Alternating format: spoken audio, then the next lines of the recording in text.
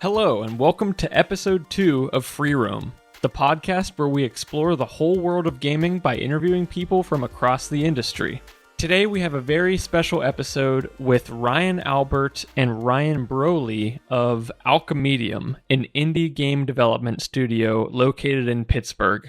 Now, some listeners may recognize the name Ryan Brolley because he actually appeared on my old podcast. So, for those unaware, at the beginning of 2020, I started a podcast called Indie Game Armory, and that podcast was dedicated to interviewing only indie game developers so that myself and other aspiring developers could learn how to create an indie game by talking to people who actually did them. Unfortunately, due to the pandemic and shifting priorities, I ended up shelving that project and decided instead in mid-2021 to start Free Roam as a more broad topic gaming podcast.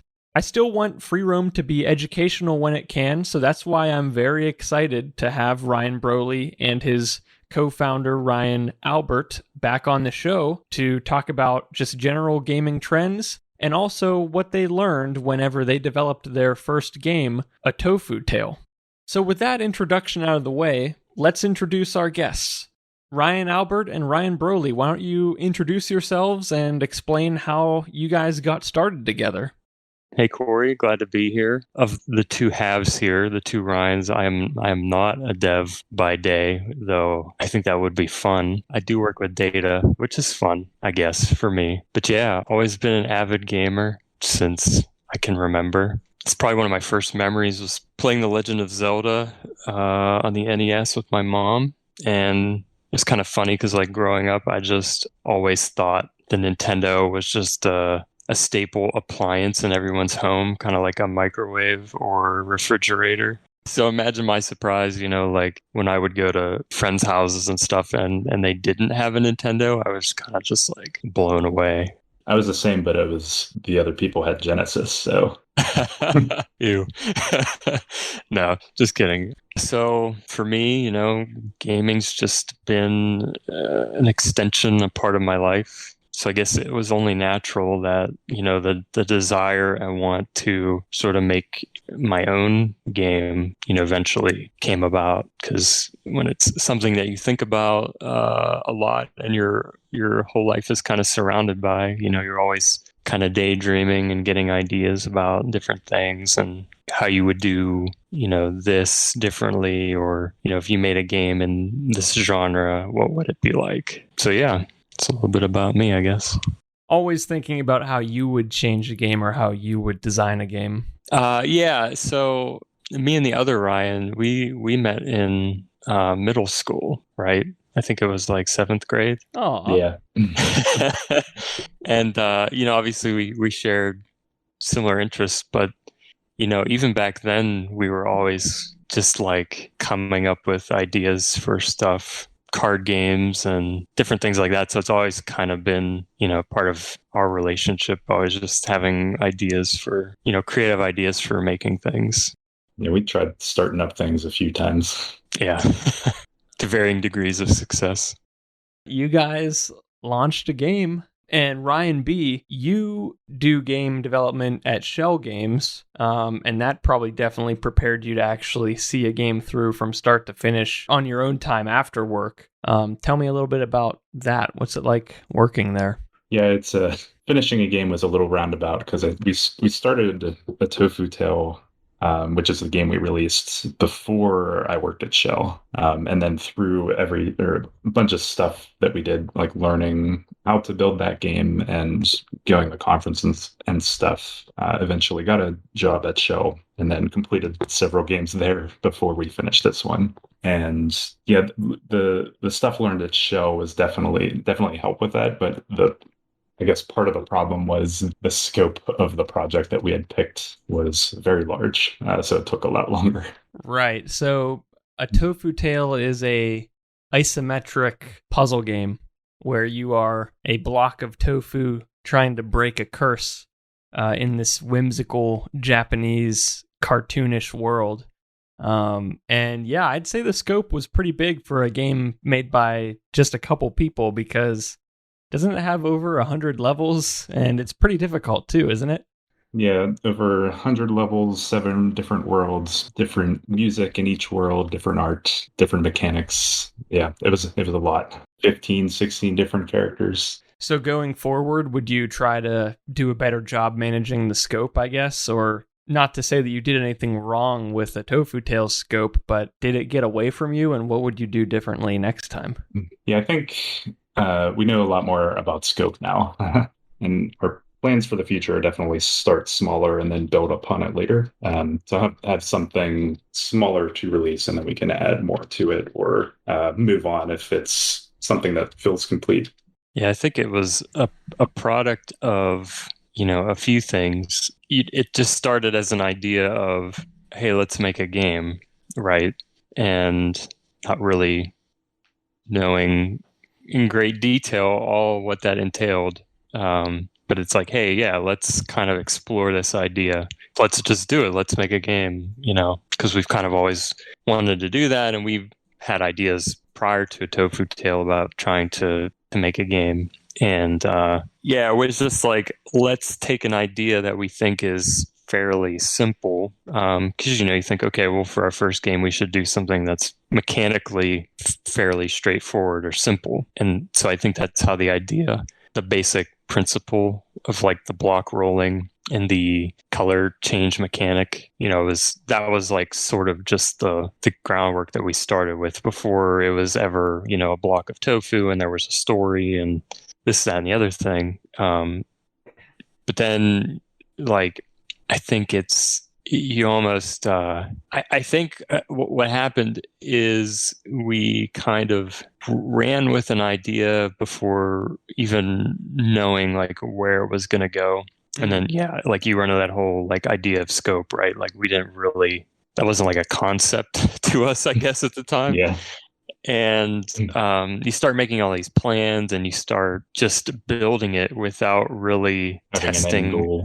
Right. And like testing things and making sure that like the ideas you have are actually going to work. You just start building it and you just start doing it. And then, you're so far along, you've got, artwork and all these other things. Like you get so far along and you realize, oh, this doesn't really work. Certain aspects of it, not the idea in general. Yeah, but then you're just kind of like, what do we do now? Like we kind of just have to make this work.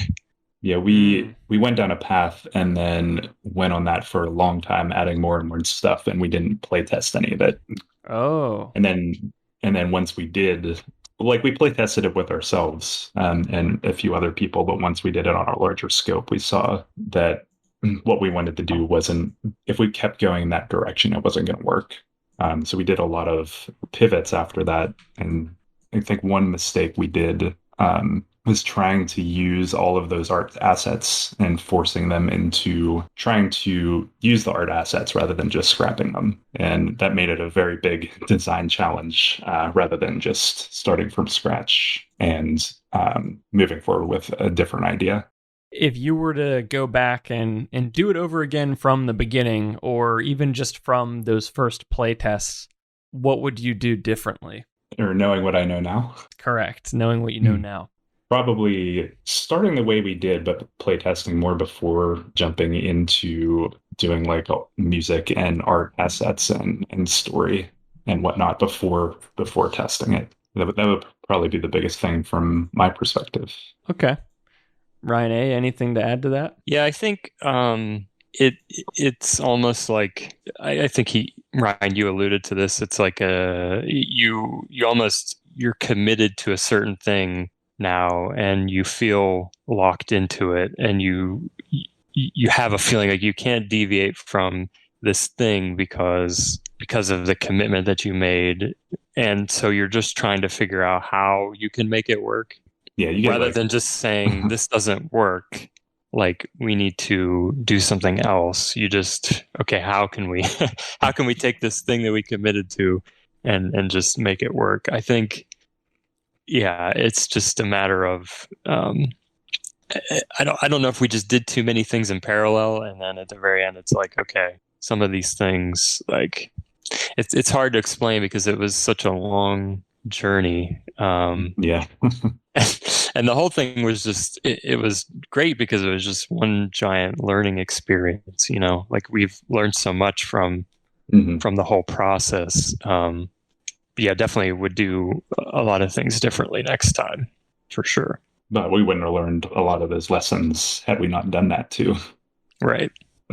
Yeah, back on the point of like reusing those assets and not wanting to let them go, you get like emotionally attached to the things that you've created already. So it's that, as well as looking back, it's like we spent all this time putting all this time and effort into this thing, and we didn't want to just not have that go anywhere or have that be basically useless, But sometimes you need to just do that. Right. Not knowing when to cut your losses kind of probably hurt to tell other people, like, hey, I know you made this really, really cool landscape and art asset for us, but we really don't have the time to put it in. And that was probably hard to say as well. Yeah, I do kind of remember like later in development, like much later, that I think we did get more comfortable with the idea of just cutting things, because I do kind of remember some conversations that we had where we were just kind of like, I don't think this is going to work. Like, let's just forget about it, Mm-hmm.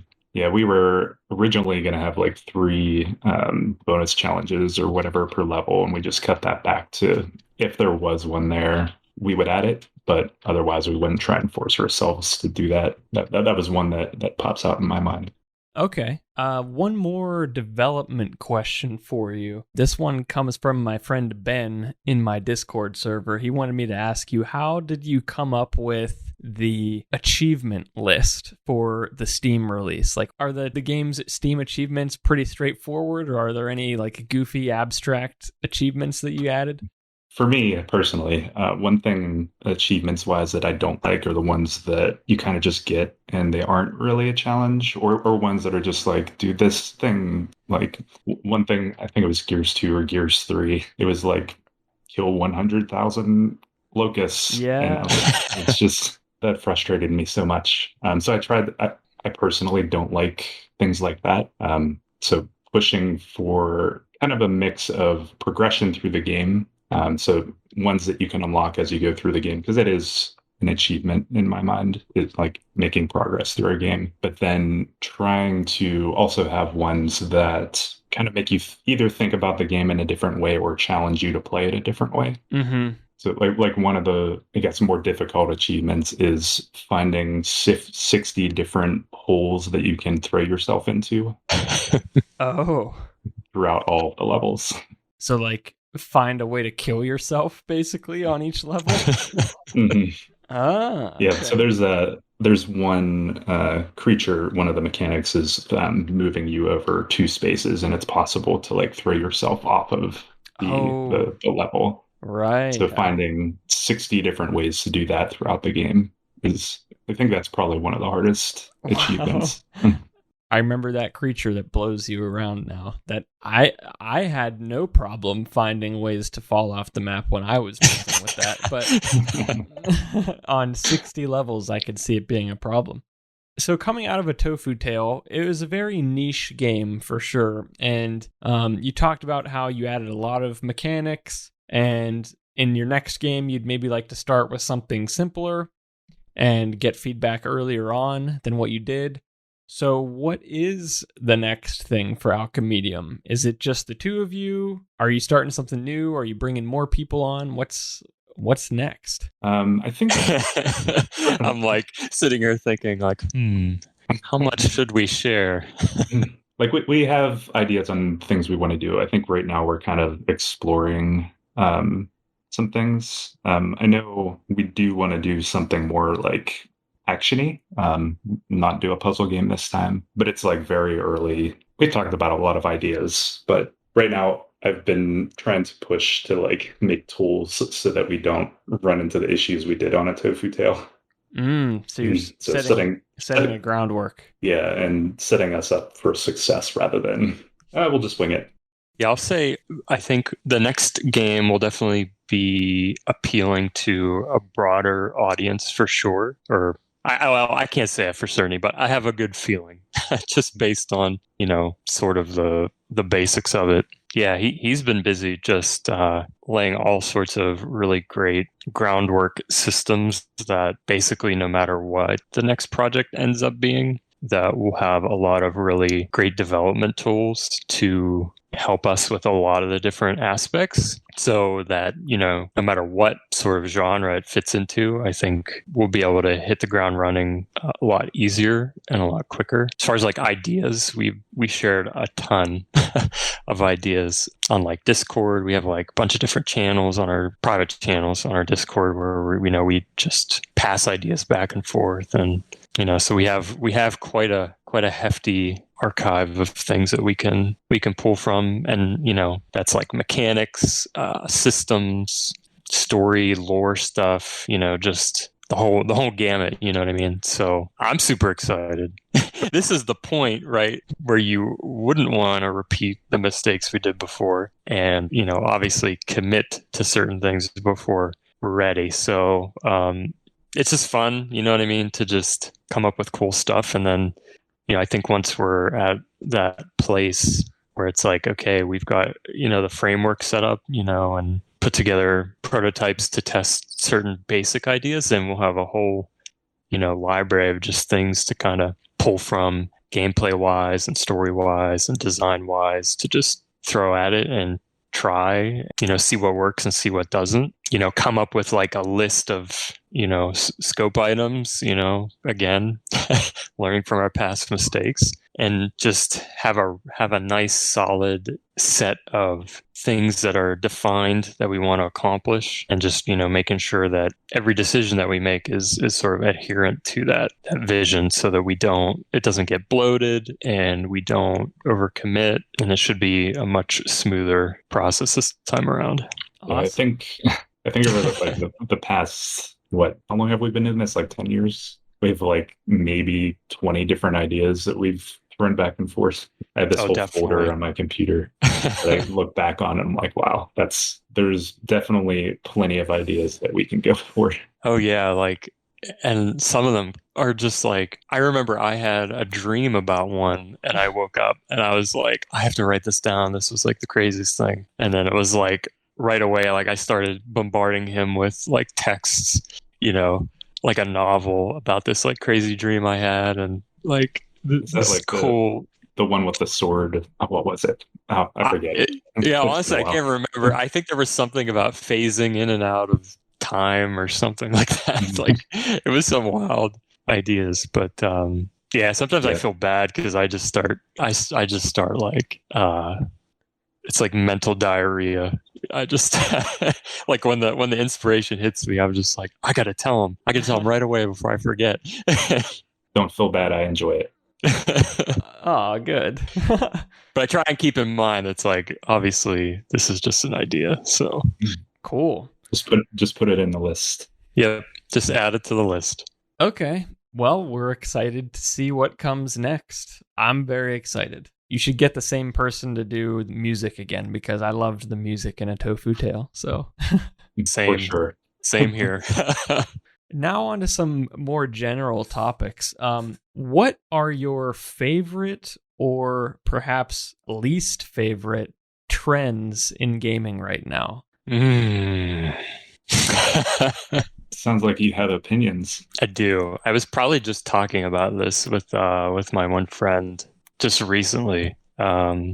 So there was a game I was excited about. I don't know if I should say it because like I don't want to hate on a specific title, because I feel like the studio is fairly small, and I think it just got picked up by a bigger publisher. So I don't know if that has anything to do with certain aspects of it. But I think what's really been turning me off lately is like the use of just the word season, because I was really excited about this game and it looked like a really fun co-op kind of thing. And it kind of checked the right boxes for me.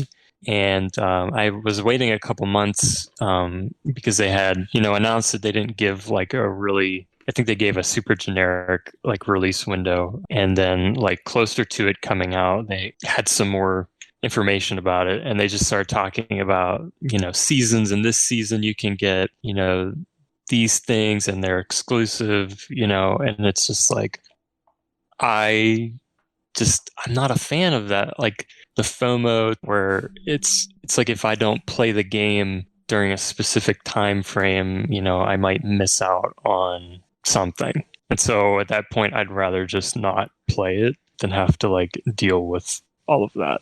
I completely get it. I was going to say, I think what you're referring to is FOMO, and I completely agree. I talk about that on my YouTube channel all the time. I talk about FOMO and battle passes and stupid stuff. Like when Fortnite first came out with the battle pass concept, or I mean, they probably weren't even the first ones. I actually really liked the idea because it made sure everything else was free. And I think that has been a good trend for gaming. Like I was never the person that bought like map packs and stuff in multiplayer games. So having access to everything else for free is cool. But I also hate FOMO, and I almost want to return to loot boxes if we could get rid of FOMO. And I know that's like a cardinal sin or something to like loot boxes, but at least loot boxes you could unlock anytime you wanted. You didn't have a limit on when you could get the stuff. So I'm excited for Halo Infinite because I was just going to mention that you can kind of access past passes, which is nice. Yeah, that's exactly it. So they're going to do seasonal updates and battle passes, but you'll always be able to buy an old one and you'll always be able to complete an old one. So you don't have to rush to, play 2 hours a night to get your daily win or whatever. Mm-hmm. Gotta get that engagement though. So we could talk about engagement. Yep.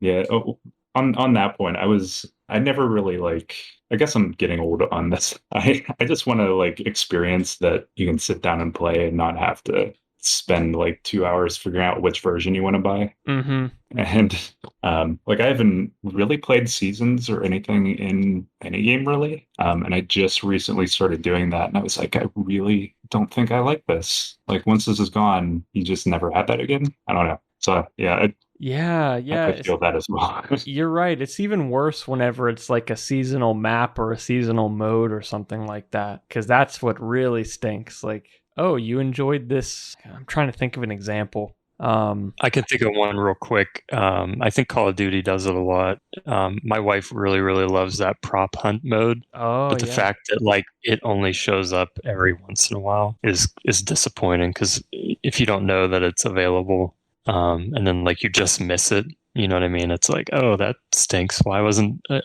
this just always here? Yeah, I get why. It's for the engagement. You have people playing constantly, but it's just a weird concept to me to remove content over time. Mm-hmm.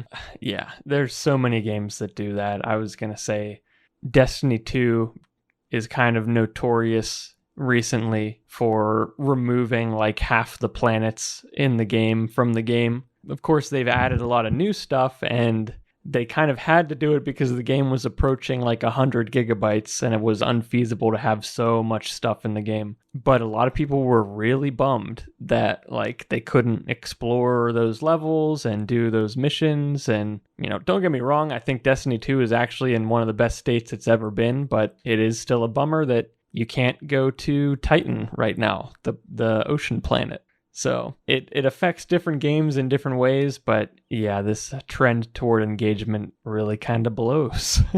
Yeah. And I'm hoping Halo Infinite does so well that it changes more companies' opinions on how to monetize. But we'll see. Halo Infinite could also fail dramatically and everyone will laugh. So speaking of Halo, another fun question.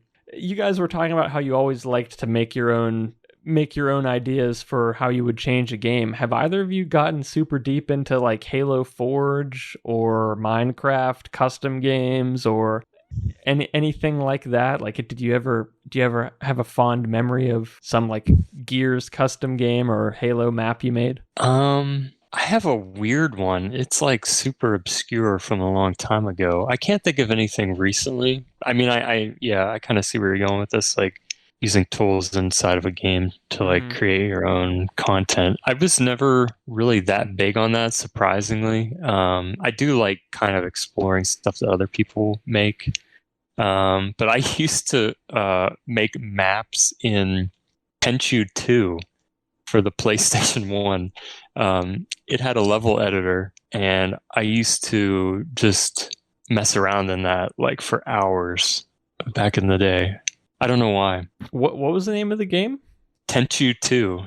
That It's like sounds a familiar. How do you spell that? Tenchu. Okay.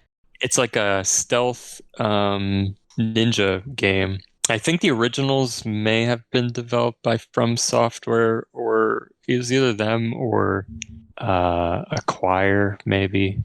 I can't remember. I don't know who owns the rights anymore at this point, but that's a series I dearly miss. But it's not like super. I don't know. I don't think I've ever heard of it, but I'm looking at it now. Yeah, it's by Acquire. So this was a single player game. So what, did you kind of set up a level for yourself and then see if you could beat it? Yeah, like so the levels, you would place objects. You could place like lampposts or buildings, because there was some verticality to it, right? You had like a grappling hook, and you could grapple onto the rooftops and run around. So you could set up like the terrain, you could set up objects, and then the enemies, you could give them like basic paths to follow and behavior. And then I think there were maybe a handful of objective types for your level you could set. So you could make it so there was a specific target you had to assassinate, or a set of items you had to find and collect. And yeah, I would just build them, and then I would have my friend play them. Nice. Since that was like, the extent of it back then, right? You just save it on your memory card, and then it wasn't like you could share them online or anything. But yeah, that's really... Yeah, that's still cool. Super obscure example, but... You didn't have the modem add-on? I did eventually, yes. I did. I think I still have it. I still have my PS2 modem somewhere. Oh, right. Yeah, me too. For me, I don't really do it as much anymore, just because making games is kind of that itch, and I kind of want to just make my own stuff. But before I started doing all that, I was doing a lot of like it's been a really long time since I did modding or anything. We're using like level tools, but the tools in Warcraft 3 for making like custom game types and stuff. I did a lot of work on like the old like Colosseum maps, which I guess was like very early MOBA type stuff. One of I forget which Neverwinter Nights this was, but there was a level editor there too. And it was just something my brother and I used to do all the time. And then even thinking way back, an old NES game, Fire and Ice. It's like an old puzzle game. It's on the Switch NES online thing now. But we used to make levels, like puzzle levels, and give them to each other, my brother and I, all the time back then when we were like playing on the NES. Those are both really cool answers, because I haven't really heard of either of those. And I didn't realize that some PS1 games had level editors. Well, even today, very few games give you that kind of toolkit. So that's cool. We're coming Speaking of things we cut from A Tofu Tail. Oh yeah. It's a level editor. Oh, yes. I forgot about that completely. I think we decided it was going to be too complex. Yeah, there's too much work. A couple other bonus questions before we wrap up here in the next couple minutes.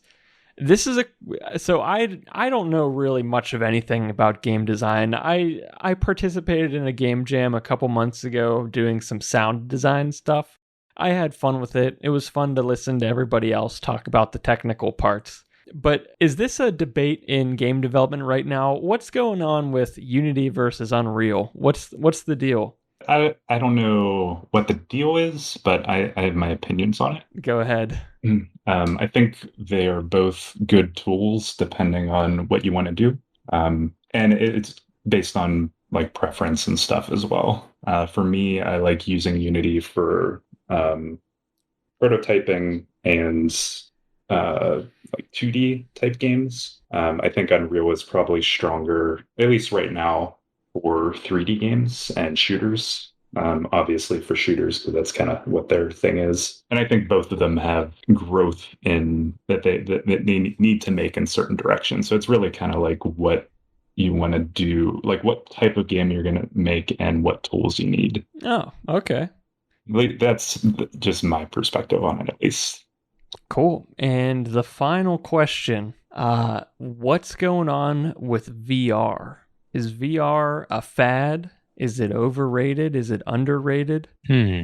I was really excited, like from a consumer perspective, to try out VR. I have the PlayStation VR. It's definitely an interesting experience, especially like your first time getting into it. But I don't know. To me, I don't know if it's just losing steam or if it's kind of hit a wall and maybe there needs to be like a better way to implement it or better tech. I don't know like a whole lot about it from like the technical side, but I guess from what I've been seeing is that the standalone units are kind of doing better than like the unit that you would connect to your console or PC.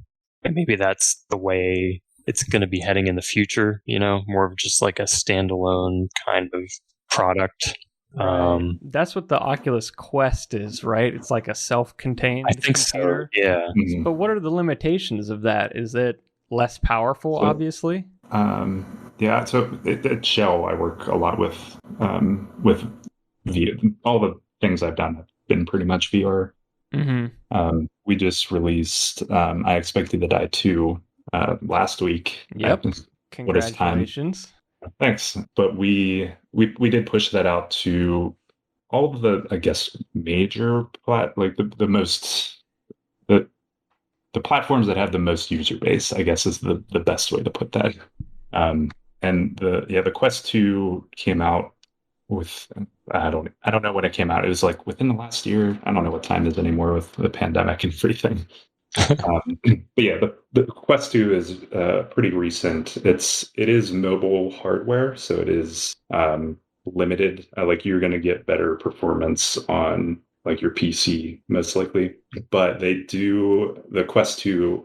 I think the Quest 1 can be used as a wired headset with your PC as well, so you can kind of use it for both at this point. That's cool. And I think that is kind of the direction I think things are going to go, is like you're going to have your standalone that can be used for both. And I think that I never thought of that. That makes a lot of sense.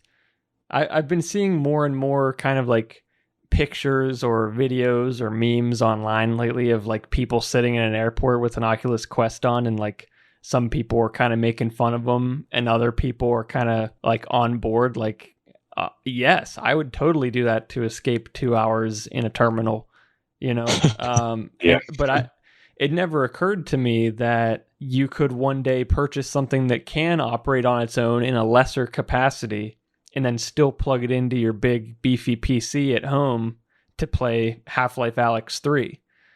So well, they're never going to make a 3. Right. So that's cool. Yeah, I never thought of it from that way. That's a great perspective. I think like we've seen iterations of VR, right, for like the past, I don't know what, since maybe the 80s or early 90s. I think it's more accessible now than it was ever. But I think like it's maybe waiting for the next innovation. I don't know. Like I don't know if the next thing is just like more haptics, or you know what I mean? Like I feel like the level of immersion is just going to keep increasing in like this iterative pace. So like I don't know. I feel like right now, yeah, it's cool like that you can have like a standalone unit. And I think VR, like in the last maybe a couple of years, like yeah, there was like this increase in popularity, but I don't know. Like it's like, does it have staying power yet? I'm not sure. Mm-hmm. Yeah, I think it's also in a weird space because we have had video games for many years at this point, but VR itself is very early. Like if you think back at like Super Nintendo games, I'm going to date myself a little bit, but thinking back to Super Nintendo games versus NES games, there was an improvement, but the game design was still like maybe not figured out. Like you're gonna have your good or like well-designed games, but even the ones that were popular at that point, like now looking back on it, it's like some of the design is a little weird. Right. But there was like, and I don't know at what point it was, but game design kind of hit a flow of like these are the things that are good game design that everyone was like, we will follow those. And it's I don't think we've reached that point with VR yet because it's still just too new to kind of understand what those are. Wow. As well as like the price point. It's expensive, and to make those games is expensive. So it's never going to be the production value that like your AAA games are going to have, unless there's a AAA company making VR, which they're probably hesitant to get into. I don't know. Right. Yeah, I think really one of the only AAA VR games you could call would be Half-Life Alyx, and that requires a pretty darn good PC to run, and it's not on console, so they limited themselves to a smaller install base, but I guess Valve could afford to take that risk, whereas a lot of other companies couldn't.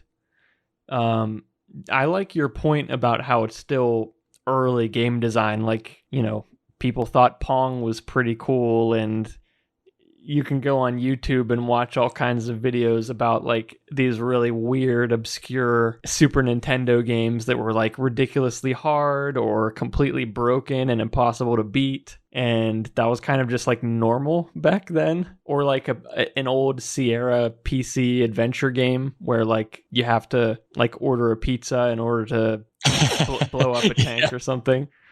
And you have to do that at the beginning of the game or you fail at the end. Right. Yeah. So that stuff you can kind of draw parallels in VR. Like all these VR games, everyone's trying to figure out what the best way to have someone shoot a bow in VR is, and no one's really figured out what the best way is. Or like how do you reload your gun in VR, or how do you move? That's probably the biggest one. Do you use the teleport? Do you use the shift? Do you use free walk?